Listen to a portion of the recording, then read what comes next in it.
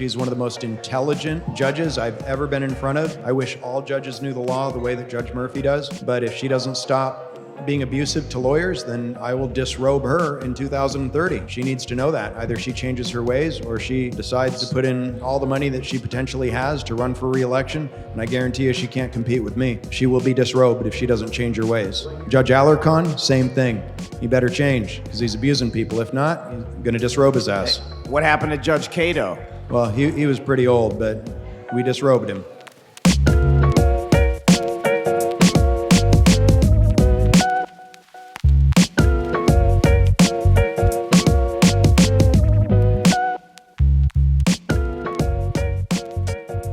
Welcome to this episode of Bourbon and Proof, where we interview those who have both successful at law and life. And tonight we are live from Los Angeles at Bike Shed. Let's give it up. This is lucky number 7, episode 7 out of 7. We have Mauro Fiore Jr., who I am shocked is still awake. Mauro? I'm ready to do backflips. You want to see me do a backflip? No. I would not like to see you break your neck. And we have... That would be more like a back flop. So we also have on one of the most gifted trial lawyers of our generation, Nick Rowley. Nick, how you doing, man? How you doing, Nick? I'm a little tired, but you know me, I can go all night. It's past Nick's red bedtime. So I always wonder, because you woke up at about 4 a.m. this morning. But you're in a different time zone like every day. Like you were in Atlanta last week, then you're in Montana, then you're in Ojai, like you were in Costa Rica 2 weeks before that. Like what time zone do you actually live on? My own time zone. Your own time zone. All right, let's do a pour. So where's Bourbon Will? We're going to give you something special, because Nick Rowley is a man of the earth. He does not drink alcohol. However... That's correct. You have drank alcohol at my house.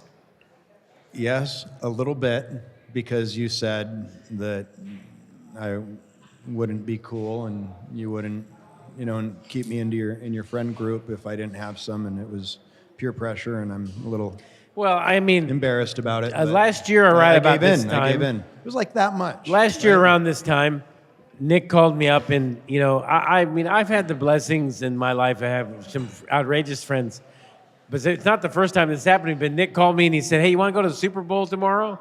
I was like, sure, I want to go to the Super Bowl. Okay, I'll send my plane for you. And next thing you know, I'm in New Orleans on 50-yard line seats, sitting with Nick at the game. And then after the game, we went to the fancy restaurant in New Orleans, and Nick ordered some wine, and he drank some wine. We had wine that night. No. Yes, we did. No. Yes. No. We ordered wine, but I didn't drink You any. didn't drink any? No. Okay, I drank the wine. Yes, you did. I thought you drank the And you fell asleep on the table. Yeah, I did fall asleep at the table, yes. Nick was so gracious. He came into my home, talked to my daughters. You guys sat down, you drew pictures for them, but you shared this Blood Oath 7 in my house, and I still keep it there. And when people come over, I said, Nick Rowley drank out of that bottle. And people are like, whoa, Nick Rowley? Wow. So I keep this in my house, and it is returned, because Mauro has not had or sipped the Blood Oath 7. I got to have some of the So here's the deal. I do not consume alcohol on a regular basis, or even on a, I just don't do it. Except every once in a while, if I'm at a wedding, I'll have a little sip of champagne. I wasn't an alcoholic. I mean, we used to drink together. Yeah, we used to drink a lot. It's a health choice. I need all the brain cells that I can keep. And I, need my liver to be healthy. I've found that drinking impacts my sleep. So it's a health choice. When Nick lived next door to Dordick in Topanga, we used to drink a lot. We did. We did. A lot. We used to do a lot of things. But I will happily share a little bit, maybe like a finger of whiskey with you. Okay. Okay. Well, So then let's continue the blood oath. But a little, just I don't want to. I mean, we've had a lot of sober episodes. Short pours for Nick. Short pours. I got you. Yeah. Hey, this is Bob Simon, the host of Bourbon and Proof. This tour we couldn't do without our sponsors. And we'd like to thank Clio. Clio is a case management platform that's vertically integrated to everything from legal research to your integration with attorney share to be able to do artificial intelligence integrations with everything you're doing. Thank you to Clio, the case management system that I personally use, that I love. Thank you for sponsoring Bourbon Proof. And our local sponsor for Los Angeles is none other than Quest Settlements. And we have Rosa, who is the founder, CEO, and everything of Quest. And we want to thank Rosa for everything she does for our community and our clients.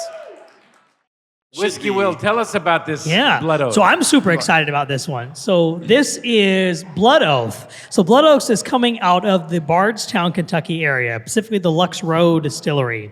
So Blood Oath is their top-of-the-line whiskey that they release out of the Lux Row. Blood Oath, every year they release what they call a different blood pact.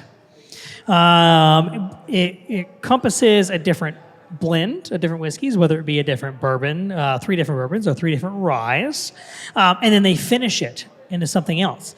This is Blood Pact number 7. So this is the 2021 release of the Blood Oath. So this was finished in Sauternes barrels for you. So this was 3 different bourbons that were finished in those Sauternes casks. Sauternes being a wine. So they take those bourbons and then transplant it into a wine cask, Sauternes specifically, and then it's finished the rest of its life in those casks to give you a little more of those darker red wine notes.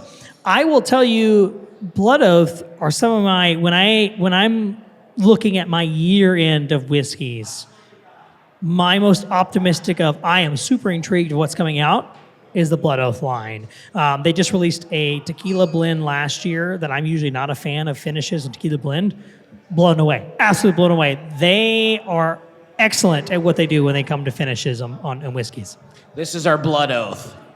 So Nick, what is going to be? I mean, you're a man of the wild. You're like a feral cat. I had to type into my phone. I was looking for pictures of us in Montana because people wanted to see pictures of our families, and it popped up a picture of you naked chasing a bear down the street because he sent me the photo and wrote Montana on it because he's Montana. So my iPhone found it. And I could not believe, I was scrolling with my children looking for photos of them, and a picture of Nick's bare ass chasing a bear. So thank you, Nick, for that, because you're like a feral cat. So this is a Blood Oath. So what would you say to us plebeians as what pact do you want to make with this one pour of the century for you? Thanks, Will. Well, we need to do everything that we possibly can and give everything and contribute everything that we possibly can to defeat Uber, because Uber is trying to take away the civil rights of our people and make itself richer, avoid accountability, and we cannot. We are the guardians. We cannot allow it to happen.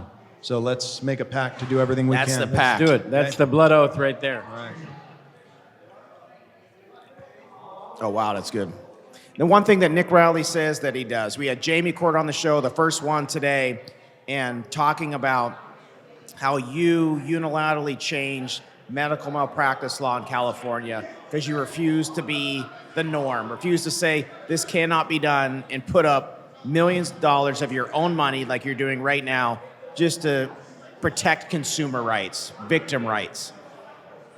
Now, why do you do this across the nation? Because you have your own political action committee pretty much where you're taking out bad judges nationwide. I mean, is this like sport killing for you, or like what's your why? No, I came from nothing, and I'll leave with nothing. So I grew up poor. I didn't know what money was. I actually thought that people that lived in trailer parks were rich. That's what I believed as a kid, because the trailer parks were nicer than the places that I lived in when I did have a home to live in, when I did have a roof over my head. But somehow the universe has put me in a position. I've worked hard, but also there's been a lot of luck, and I'm also privileged, compared to other people that don't have the same color of skin that I have, that didn't grow up in Iowa in a small farm town. The universe has put me in a position where I've been able to make a lot of money, and I continue to make a lot of money. And I believe that I would be betraying my purpose in this life if I didn't give everything that I possibly can to help others and to do it in a way that's selfless.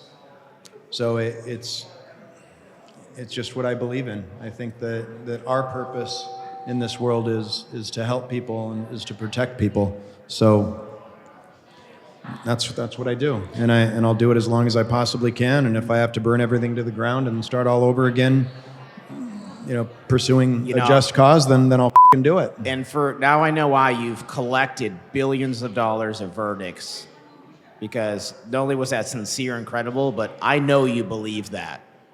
And I've seen you try cases, and I know you believe it. I've also seen you, I mean, it's not beguile is not the right word, but when you're in a courtroom, it's weird. It's almost like a cult. Like you've created this cult of jurors, and they're just all in. Have you watched the Starbucks trial that he did on trial? No, Dude, it's crazy. I watched some of it on trial. What is that? CVN. But I've tried a case with Nick. We tried a case together once, and I've seen it firsthand. Like I always tell people, I've seen everyone in trial. I've sat in the audience. I've watched them all. But I've tried a case with Nick, and Nick is from another planet. He is on another level that you don't know. The level he's on is not a level that you've even heard of. Hey, this is Bob Simon, the host of Bourbon and Proof. This tour we couldn't do without our sponsors. Hi, I'm John Morgan. I didn't wake up one day with the largest injury firm in America. I started with one office and a choice: grow or die. I took calculated risk, built my team, and made lots of mistakes along the way, but also built systems and procedures to avoid those mistakes in the future. I'm doing one seminar, one time, to show you how I did it. Join me at the Wynn in Vegas on June 9th. Use code PROOF20.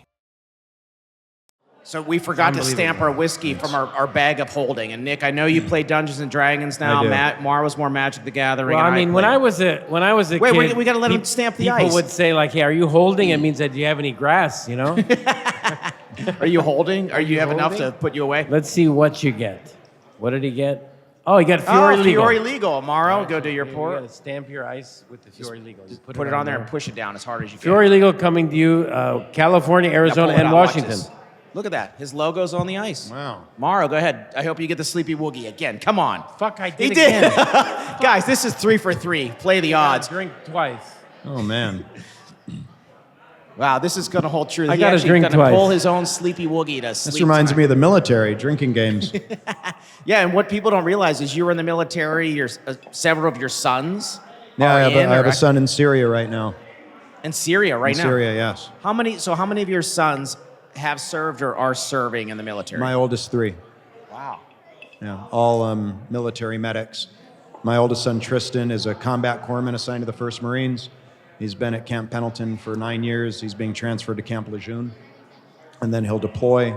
My second oldest son, Corbin, just finished 6 years in the Army as a combat medic, and he just got out. And my third oldest son, Nicholas, is in Syria right now as a combat medic, and he'll be coming back in April and getting out in a year. You have one son starting law school. Corbin should be starting next fall. Yeah. Or this fall. Awesome. So Corbin, but is he in the National Guard still? Which one is? Nope, he got out. He got out. Finished 6 years, yeah. Wow. So, I mean, because a lot of people, because you came from nothing, but you now have enormous wealth. And some folks, when they reach there, give their children enormous wealth just because. Fuck no. Tell us why. Because that disables them. And then what you're doing is you're taking,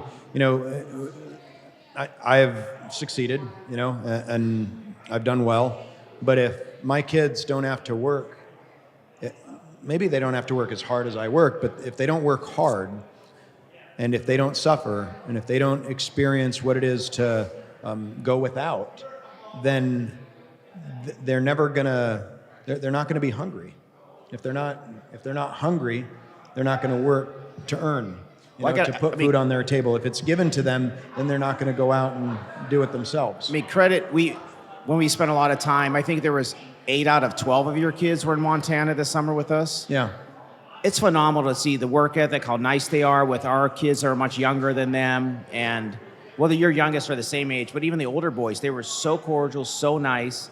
And your older daughter's Cora. And, awesome. And yeah, they're good kids. I'm really, they're amazing. That's my biggest success in life is my children, and how wonderful they are. They're every one of them. Evan's a baker. He just he went to culinary school. He's just an amazing kid. Cares so much about others. Elon and Tommy are in college as freshmen at Montana State. They're sweet, caring young The men. champion Montana State. Yes. Champions. Yep. That was a hell of a game. Did you see that game? Yeah. I texted you during the game. Yeah. The Montana game was awesome. I've got Finn, who's wrestling. All my boys were wrestlers. Iowa, that's what you do. And then, Cora, Emma, Odin, Greta, Una. I mean, so how are you able to do this with all your kids, all your trials, your businesses, your endeavors? How are you able to pull all that together? Because on this show, we could tell war stories forever. And Sure. you probably had 120 verdicts by now, probably more. 192 jury trials. for this last 192. one. Yeah. We could talk about that till we're blue in the face, but people on this show want to hear about you, the human being. Like, how are you able to pursue this passion of overarching social justice in the courtroom, outside of the courtroom, and be dad? Oh, when I have time with my kids, I make sure I have my arms around them. I love them. I'm a very affectionate dad.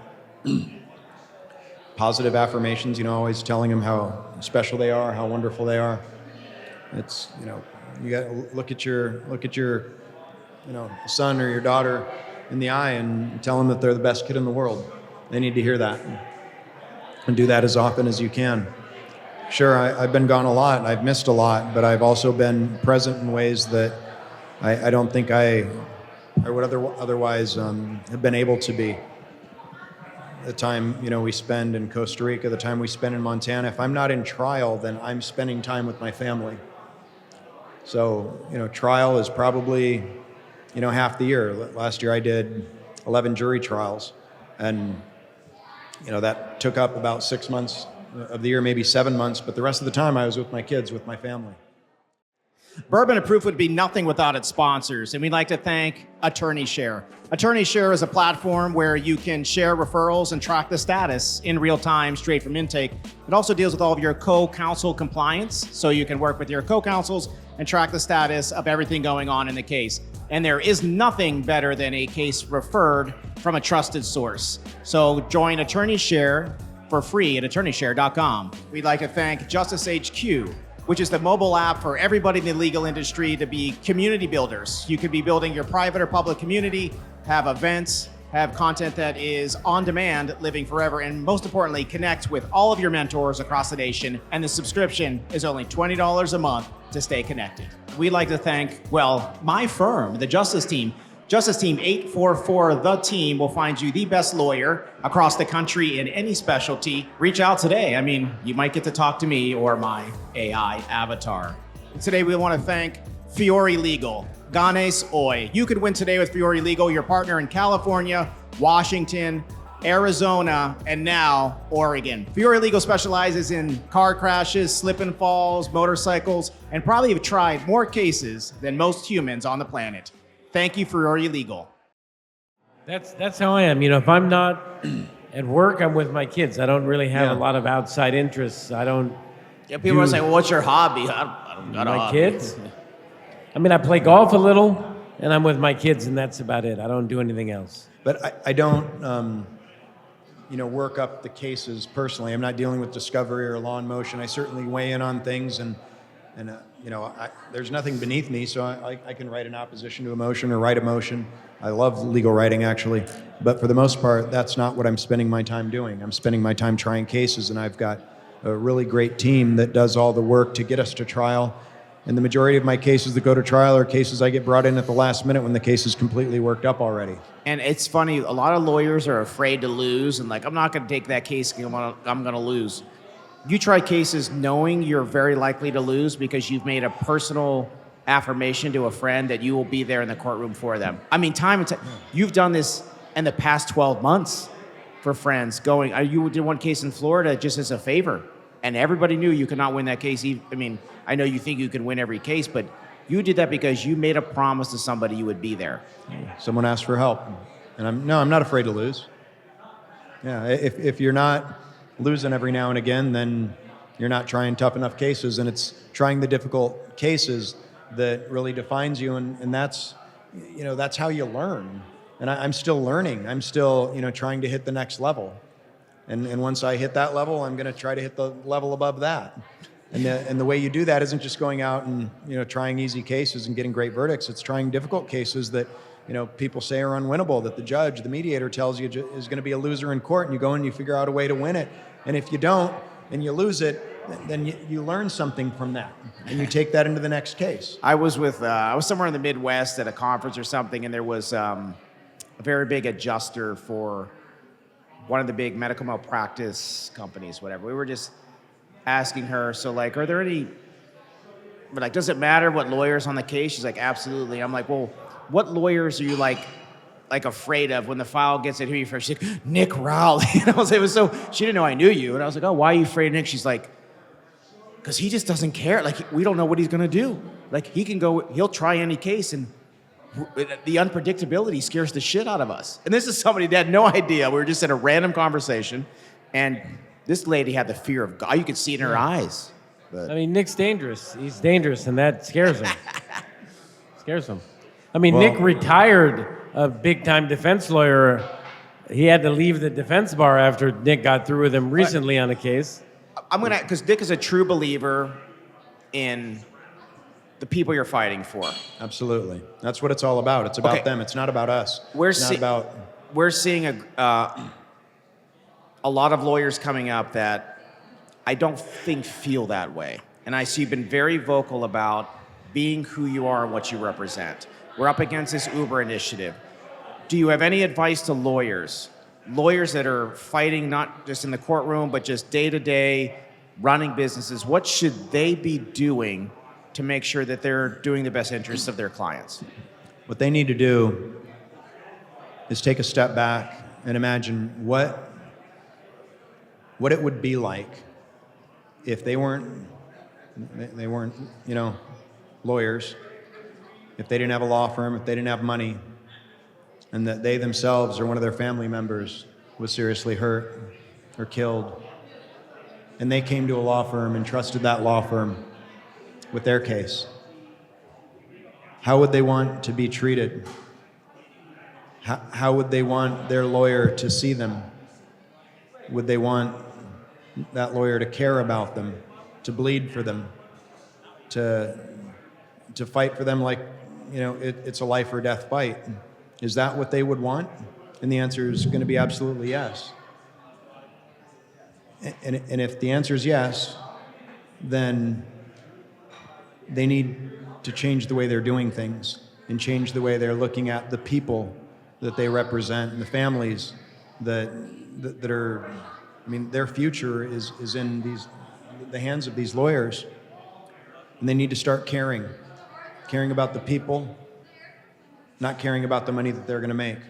And if they start putting the people first and truly, truly caring, then they will succeed beyond their imaginations. And you guys... They really will. But they've got to put the people first, and they've got to put themselves second. We had a trial in Iowa which settled, but one thing I learned... Yeah, we've been to trial together. It was pretty funny, some of the things that happened during that, but I will never forget. Actually, I met you trying a case in Santa Monica, probably 2012. I was downstairs trying a case. No, before He's that, upstairs I think. trying a case. Long time ago. It was a long time ago, and Nick's walking to the Santa Monica courthouse with cowboy boots on, and I was like, who the f*** is this guy? And big verdict upstairs. It's Nick Rowley. Like, what is happening? But we would sit in the courtyard. He was just helping me with my slip and fall against Costco. Yeah, you were on like a streak of 15 verdicts. You hadn't lost a case. You were just slaying it. But I was just didn't know what I was doing really. But one of the things that, take it back is Mauro's just waving to people. Oh, thank you. Our wonderful Paris, our photographer. She was wonderful today. Paris, our photographer, is sitting by Paris. Can we get this on her? I love your sweatshirt. Can we get her sweatshirt on the camera? Because I would love to talk about this. Paris, can we say this? No one is And look at the back. Turn around. No one is illegal on stolen land. ICE. Hell yeah. So can we get this T-shirt? Where do I get this sweatshirt? I would love to have it. Where do you get it? It's a brand called Ghetto Rodeo, and they donate most of the proceeds to for bail funds and for families that have been affected by ICE raids. I love this so much. Brando, look at that ICE. So where's Will? Bourbon Will, can we do a pour for Nick? We have a special pour for you. Certainly can. Okay. All right. Yeah, we got Warrior Dog here, and We actually have the founder of yeah, Warrior Dog. Jose Pila. Come on out here. Yeah, we'll get him to talk about this. He's going to know a lot more than I do. He's the owner. Well, I want you tell us the story because it's so good to what your story is and how this matches. So we talked about this. This pour's for you, dude. Go ahead, Jose, go for it.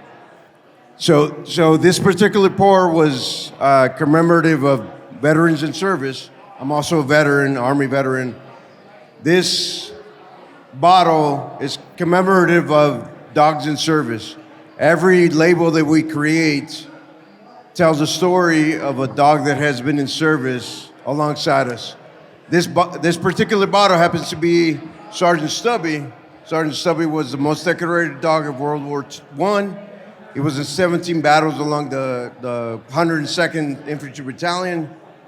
And if you purchase a bottle, there's a QR code on the back. Sergeant Stubby gets to tell you a story. So I don't have to. I don't have to sit here and tell you Sergeant Stubby's story. Sergeant Stubby can tell you that story himself. It's awesome. And we call it a whiskey with a purpose. Every bottle we sell, every merchandise that anyone purchases, a portion of it goes to our foundation that provides service dogs for wounded vets. So veterans get service dogs get to separate with a purpose into civilian life and things like that. And it happens to have a very good juice in the bottle, so thank you. Thank you all. There's something else on the bottle, though, on the top. A special dog. Yeah, thanks, brother. Thank you. So the logo actually happens to be my service dog Ranger. He saved my life. After my service in the military, I had a rough transition out of the military, and I connected with an organization called Pets for Vets. And long story short, I went through an extremely rough transitioning, and my dog saved my life after my military service. I owe a lot to my service dog. I wouldn't be here without him. And when he passed away 3 years ago, I started this company so that I can tell stories like Rangers, so that other people know that other service dogs, other dogs can do incredible things for people. So that's why I started this company. Hey, It's Jose, amazing, thank you brother. for your Amazing. service, man. Yeah. Thank you Thank for you for this your good service, juice. brother. Hey, Yeah. you're not alone, man. This is a common story. Thank you. Hey, Mauro, cheers. Cheers. Hey, man, appreciate you. Nick, Cheers, you y'all. juice. Thank you for this. Yeah. Mauro, let's try it. Cheers. Oh, holy shit. This is very good. Man. It's really and also, good. the Ranger is his favorite character in Dungeons and Dragons. Nick loves to be a little ranger out in the forest. I'm a frickin' warrior elf, okay? Oh, elves are just so you're kind. Daggers the Oxlayer! Hi, I'm Bob Simon, host of Bourbon and Proof, and we would be nothing without our sponsors. I'd like to thank our sponsor, Coastal Research. Coastal Research has the ability to find the policy limits of any corporation that's trying to hide assets and how much financial responsibility is actually out there. The beauty of Coastal Research is that it also integrates with products such as Attorney Share, your CRM, products like that. So shout out to Coastal Research. Again, we only let people sponsor the show if we use and believe in their products. I see your social media, and I think people have to be so vocal about the actual, because we see it at a high level, how politics, you can literally have a Supreme Court in a state change due to politics and change everything for consumer rights. One little thing. Yeah. How are you stopping these things? Nick Rowley, one human being is standing up to bad judges across the nation. How am I? How are you doing this? I'm just doing it. I'm just doing it. Started a organization called Justice Watch, which is a national organization focused on preserving and protecting the judiciary, disrobing bad, evil, abusive judges, and making sure that we get good ones appointed. We're involved with judicial elections all throughout the country. This year is going to be an important defining year. We have another, fight in Montana, or the same bad guys running for the Montana Supreme Court, Dan Wilson. There's no way he's going to get elected because I won't allow it. No way. He has Ju- to judges- be defrocked. I'm telling you, Judge Murphy here in Los Angeles, she's one of the most intelligent judges I've ever been in front of. Her level of intelligence and experience, or the way she knows the law. I wish all judges knew the law the way that Judge Murphy does. But if she doesn't stop being abusive to lawyers, then I will disrobe her in 2030. And she needs to know that. Either she changes her ways or she decides to put in all the money that she potentially has to run for re-election. And I guarantee you she can't compete with me. She will be disrobed if she doesn't change her ways. What year is that? Judge Alarcon, same thing. He better change because he's abusing people. If not, he's going to disrobe his ass. What happened to Judge Cato? Judge Cato? Well, he was pretty old, but we disrobed him. And Well, Nick, I to had Nick's dinner- credit, so like this judge was a menace, and I tried a sex I abuse won case 3 in front cases. of him. I won 3 trials in his department, so he was kind of my lucky rabbit's foot, but he was a nut. But here's the thing, you He can't... would, I had Iberi Sec was my co-counsel. We were co-trying the case, a sex abuse case. He refused to acknowledge her. Wouldn't even let her back in chambers. That's Well, Nick, I will tell you, there are so last many- week I had dinner with a sitting judge. I won't say who it is, make this very boilerplate. I had dinner with a sitting judge that Nick tried a case in front of recently.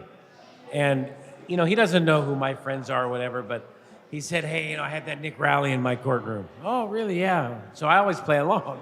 I said, yeah. He goes, as soon as that case got assigned to me, I got calls from 4 judges telling me, watch out. You got Nick Rowley in your courtroom. He took down Cato. He's trying to take down Murphy. Be careful.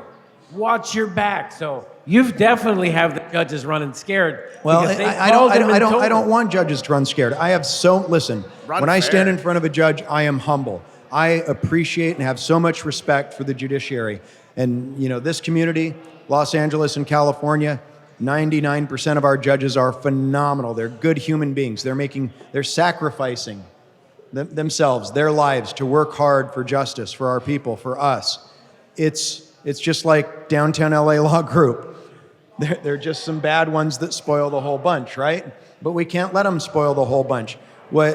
What I've heard from many judges is that they appreciated the complaint against Cato that got rid of Cato. They appreciated the complaint against Judge Murphy because she's been treating not just lawyers badly, but jurors, courtroom staff, treating other people badly, and they can't do anything about it. So it's our job as officers of the court to not allow a Judge Cato to be on the bench till he's 90 years old.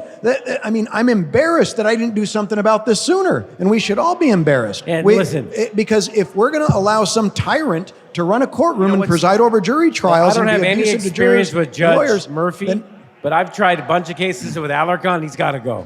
Alarcon has to He's go. gotta go. He's He's awful. gotta go. He's He's awful. gotta go. And it is our obligation as officers of the court to make sure that bad judges get disrobed. So we're all on like text messages with groups of friends, and way before Uber even filed any initiative, Nick's texting all of us. We got to put an end to this. They're going to do this. He's like, we got to make it so that victims have rights forever. We got to go file these propositions. We got to go all in right now. And even our own friends were like, Nick, calm down. We're not doing those things. And now here we are. Yeah. And here we are. And I always think like some people are like, Nick's fucking crazy.